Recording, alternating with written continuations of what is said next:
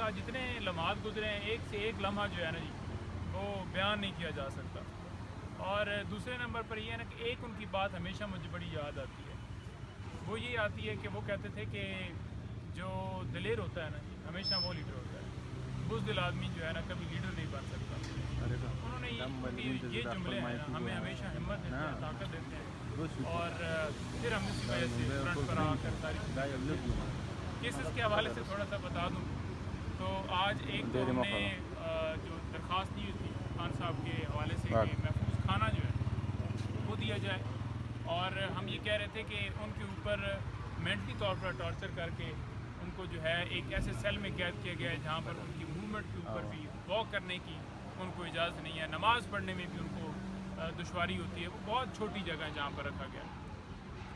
جان کے خدشات ساری چیزیں لے کر ہم اسلام آباد ہائی کورٹ میں آئے. آپ کو پہلے بھی پتہ ہے کہ وزیر آباد والا حملہ ہو یا جو ہے جوڈیشل کمپلیکس کے اوپر حملہ ہو یا جو ہیلی کاپٹر میں آپ کو پتہ ہے کہ اس کے اندر جو فیول مکس کیا گیا اور پھر لینڈنگ کرنی پڑی اور بڑی مشکل سے اس دن جان بچی، یا پھر سلمان رشدی کا جو ہے وہ ایک پراپوگنڈا کر کے مذہبی طور پر ایک حملہ کرنے کی ایک سازش بنائی گئی ہو.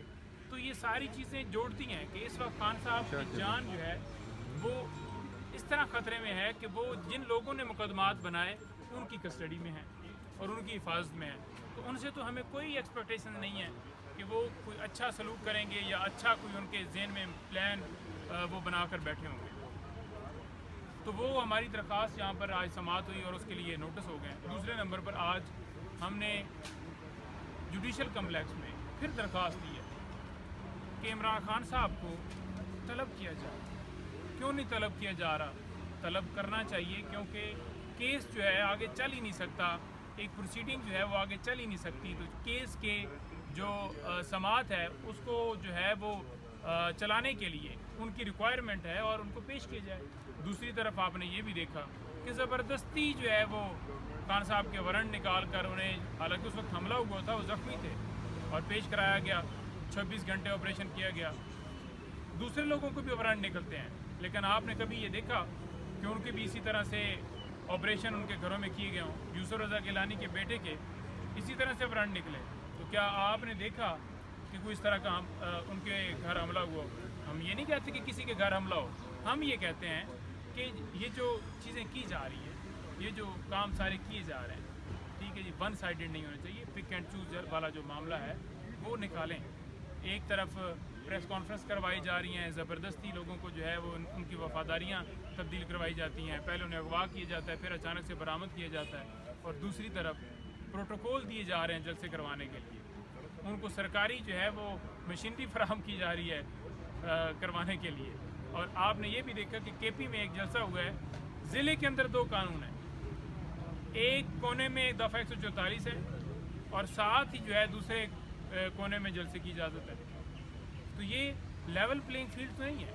آپ کیسے کہہ سکتے ہیں کہ صاف اور شفاف الیکشن ہوں گے جب آپ پاکستان تحریک انصاف کے خلاف اس طرح کی کارروائی رکھیں گے کہ ان کو جو ہے جلسے کی بھی اجازت نہیں ہے، ان کے لیڈران کو اٹھایا جا رہا ہے، کوئی جھنڈا اٹھاتا ہے اس کو اٹھا لیا جاتا ہے، کوئی غبارہ اڑاتا ہے اس کو اٹھا لیا جاتا ہے. تو پھر کیسے آپ کہیں گے کہ صاف اور شفاف الیکشن ہوں گے؟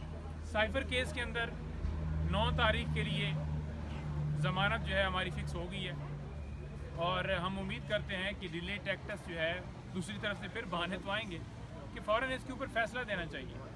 ایک طرف ٹرائل جو ہے اس کی سپیڈ اس طرح سے لگائی جا رہی ہے کہ ہم دیکھ رہے ہیں کہ اب کاپیاں تو تقسیم جو ہے ہونے کے لیے ڈیٹ فکس ہو گئی ہے، فرد جرم بھی لگے گا، باقی پروسیڈنگ بھی ہوگی. سزا دینے کی طرف یہ جانا چاہتے ہیں کہ عمران خان صاحب کو اس الیکشن میں وہ نہ ہو. لیکن یہ ان کی بھول ایسے ہو نہیں سکتا کیونکہ عدالتیں موجود ہیں، قوم جو ہے وہ جانتی ہے، قوم کا پریشر ان کے اوپر ان کو ایسے نہیں کرنا دے گا. ہم کھڑے ہیں، ہم انشاءاللہ ہر جگہ کے اوپر آواز اٹھا رہے ہیں. آج سوشل میڈیا کا دور ہے اور آپ لوگوں کی وسادت سے ہر جگہ پر ہمارا پیغام جا رہا ہے. ہم اس لیے انٹیمیٹ کر رہے ہیں اپنے لوگوں کو، قوم کو، جدھر جدھر لوگ موجود ہیں کہ یہ اس طرح کا ایک پلان جو ہے، جیسے کہ آپ کو پتہ ہے کہ توشہ خانہ کے اندر بھی اسی طرح سے ایک پلان ایگزیکیوٹ کیا گیا. تو یہ پلان ایک ایگزیکیوٹ کرنے کے لیے یہ سارا جو ہے ایک گیم رچائی گئی ہے. تو آپ سب کو جاننا پڑے گا کہ یہ گیم رچائی گئی ہے اور اس کے اوپر آواز اٹھانی ہے. ایسا نہ ہو کہ پھر دیر ہو جائے اور پھر اگر ان کو سزا دے کر اور پھر ہم آ کے ڈسکشن کرتے ہیں جی کہ وہ جی یہ اجلت سے چلایا گیا, تو یہ پہلے بات کرنی چاہیے. اور میں اس لیے کر رہا ہوں کہ یہ ان کے جو ہے وہ غیر قانونی غیر آئینی جو ہیں, جو ان کے مائنڈ کے اندر جو ان کے مقاصد اور ان کے پلان ہیں, ان کو ایکسپوز کر رہا ہوں کہ اس طرح کا ایجنڈا بنے کے بیٹھے. کوئی اور سوال ہے تو کر دیں. عثمان ڈار کے حوالے سے سر بتائیے گا. دیکھیں عثمان ڈار کی جو اسٹیٹمنٹ ہے نا جی, قانونی طور پر دیکھا جائے تو اس کی کوئی ویلیو نہیں. اعظم خان کی اسٹیٹمنٹ کی کوئی ویلیو نہیں. میں نے پہلے بھی گزارش کی کہ 164 کی جو اسٹیٹمنٹ ہوتی ہے نا کسی کورٹ میں بھی, تو وہ اس بندے کی مرضی سے ہوتی ہے, اکیوز کو بتایا جاتا ہے.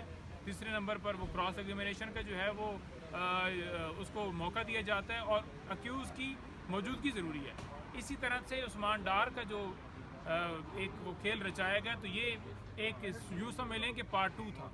پہلا پارٹ 1 یہ تھا کہ ڈائریکٹلی برآمد کر کے پریس کانفرنس کروائی جاتی تھی.